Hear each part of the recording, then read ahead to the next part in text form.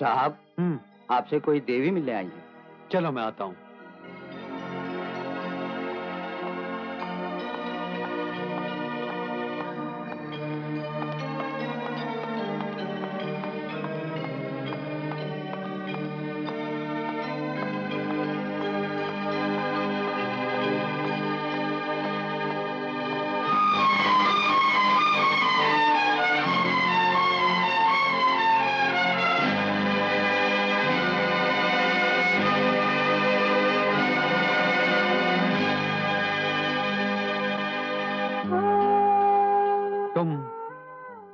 यहाँ किस लिए आई हो?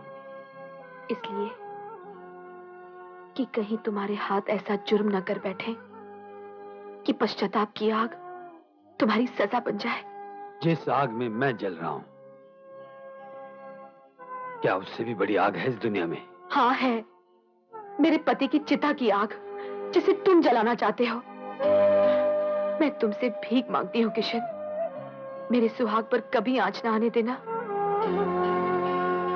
तुम खामोश क्यों हो? बोलते क्यों नहीं? मुझे अफसोस है अनीता,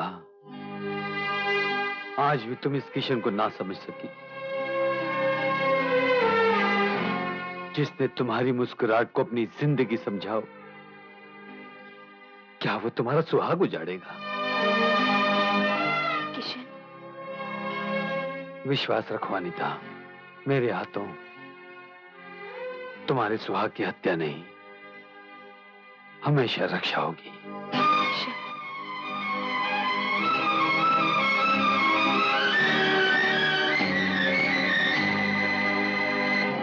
बाबूजी, आज आपके पोते ने आपकी तमन्ना और हमारी ख्वाहिश पूरी कर दी है।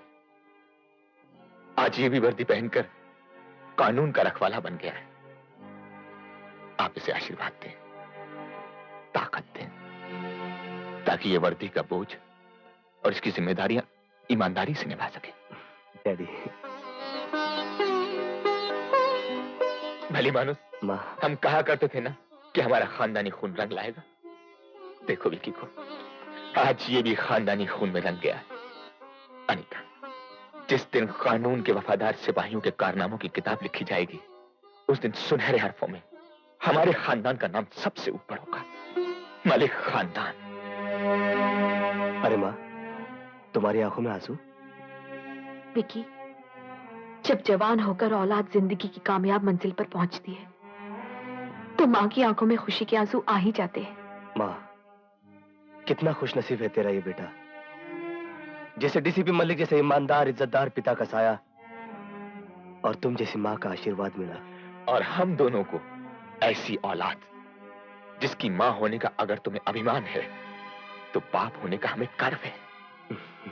बेटे, आज के बाद तुम भी वही करोगे जो हम करते आए, कानून की हिफाजत और जुर्म का खात्मा। सर,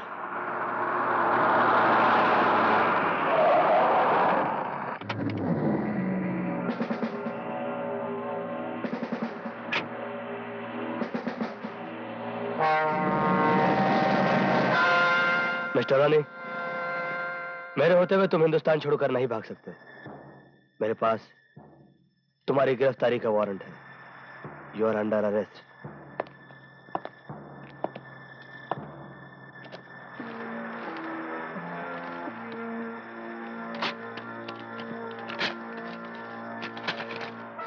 लगता है वर्दी आज ही पहनी है। देखो बच्चे, तुम्हारे डिपार्टमेंट की हर लकड़ी की कुर्सी मेरे लोहे के टुकड़ों से दबी हुई है। तुम तो क्या, हिंदुस्तान से बाहर जाने के लिए मुझे कोई रोक नहीं सकता। देखो इंस्पेक्टर, मछली समझकर कई लोग मगरमच्छ पर जाल फेंक देते हैं, लेकिन वो ये नहीं जानते कि मगरमच्छ किसी के जाल में फंसता नहीं। तुम्हारी इस पहली नादानी को हम आखिरी समझकर तुम्हें माफ कर देते हैं। तातिया। Yes boss. हमारे जाने के बाद इस बहादुर इंस्पेक्टर की झोली इस कदर भर देना कि ये जिंदगी भर खाता रहे। Goodbye inspector, all the best.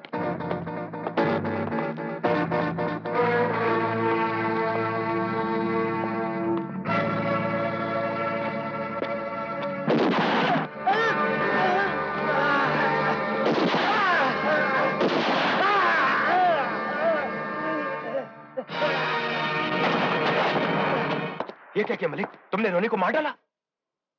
रोनी के पाप का घड़ा इतना भर चुका था कि उसे फूटना ही था। इसे 15 बार पुलिस डिपार्टमेंट ने पकड़ा और ये 15 बार कोर्ट से छूट गया। यहां तक कि वफादार पुलिस ऑफिसर का खून करके ये बड़ी आसानी से छूट गया था। मगर आज के बाद इस तरह का कोई भी गुनहगार मेरी कोर्ट से नहीं छूट पाएगा। क्या? रोनी को मार डाला? कौन है वो इंस्पेक्टर?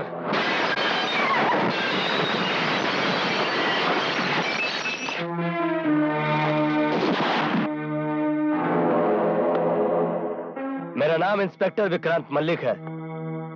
कोई भी अपनी जगह से नहीं हिलेगा। Premraj, you are under arrest. अच्छा, तो तुम ही वो इंस्पेक्टर हो जिसने रोनी को अपनी गोली का निशाना बनाया? जी हाँ। और अगर आप भी मेरे साथ सीधी तरह पुलिस स्टेशन नहीं चले तो आपका अंजाम भी वही होगा। किसका अंजाम क्या होगा ये तो वक्त ही बताएगा। आज तक वो इंस्पेक्टर पैदा नहीं हुआ जो प्रेमराज को पुलिस स्टेशन ले जाए। अब पैदा हो गया। चुपचाप मेरे साथ पुलिस स्टेशन चलो, वरना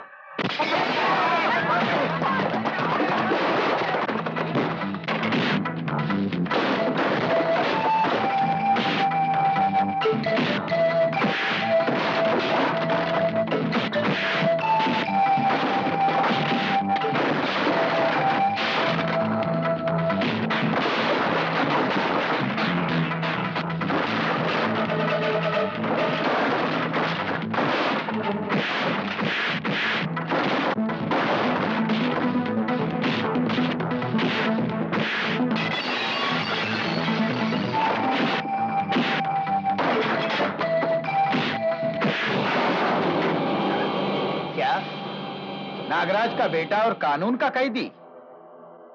कौन सी वर्दी की स्त्री इतनी खराब हो गई है? किसका खून इतना जोश मार रहा है? किसने पकड़ा है उसे? डीसीपी मलिक के बेटे विकी ने। विकी? मतलब बाप मेरे पीछे और बेटा मेरे बेटे के पीछे। लगता है बाप बेटे को नागराज की ताकत का अंदाजा नहीं है। अब उन्हें यह बताना पड़ेगा कि नागराज का राज इस शहर के हर पुलिस स्टेशन पे चलता है। नमस्कार डीसीपी साहब, नमस्कार।